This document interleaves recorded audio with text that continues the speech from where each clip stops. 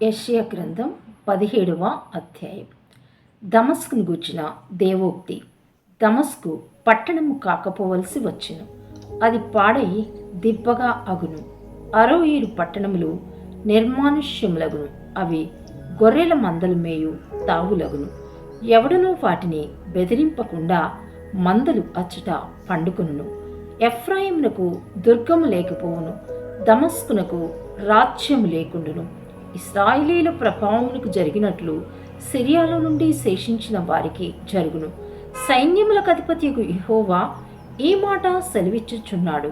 ఆ దినమున యాకోబు యొక్క ప్రభావము క్షీణించిపోవును, వాని క్రొవ్విన శరీరము కృశించిపోవును. చేనుకోయివాడు దంట్లు పట్టుకొనగా వాని చెయ్యి వెన్నులను కోయినట్లుండును. రెఫాయిము లోయలో ఒకడు పరిగె ఏరినట్లుండును.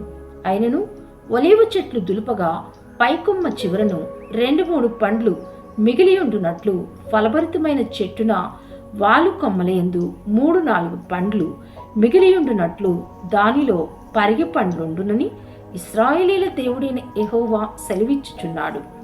ఆ దినమున వారు తమ చేతులు చేసిన బలిపీఠముల తట్టు చూడరు. దేవతా స్తంభమునైనను సూర్య దేవతా ప్రతిమలనైనను తమ చేతులు చేసిన దేనినైనను లక్ష్యము చేయరు. మానవులు తమను సృష్టించిన వాని వైపు చూతురు.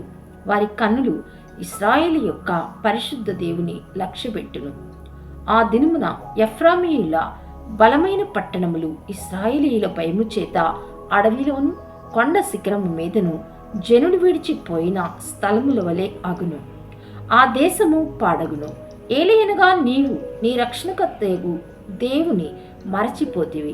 నీ ఆశ్రయ దుర్గమైన నీ శైలమును జ్ఞాపకము చేసుకొనలేదు. అందుచేత నీవు రమ్యమైన వనములను నాటుచూ వచ్చితివి, వాటిలో అన్యమైన ద్రాక్షావళులను నాటితివి. నీవు నాటిన దినమున దాని చుట్టూ కంచి వేస్తివి. ప్రొద్దుననే నీవు వేసిన విత్తనములను పుష్పింపచేస్తివి. గొప్ప గాయములను మిక్కుటమైన బాధయు కలుగు దినమున పంట కుప్పలుగా కూర్చోబడును. ఓహో, బహుజనములు సముద్రముల ఆర్భాటముల వలె ఆర్భటించును. జనములు ప్రవాహ జలముల ఘోష వలె ఘోషించును. జనములు విస్తార జలముల ఘోష వలె ఘోషించును.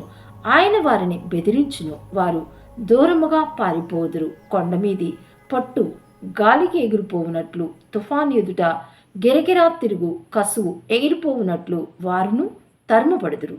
సాయంకాలమున తల్లడిల్లుదురు, ఉదయము కాకమునుపు లేకపోవుదురు. ఇదే మమ్మను దోచుకుని వారి భాగము, మా సొమ్ము దొంగిలు వారికి పట్టు గతి ఇదే.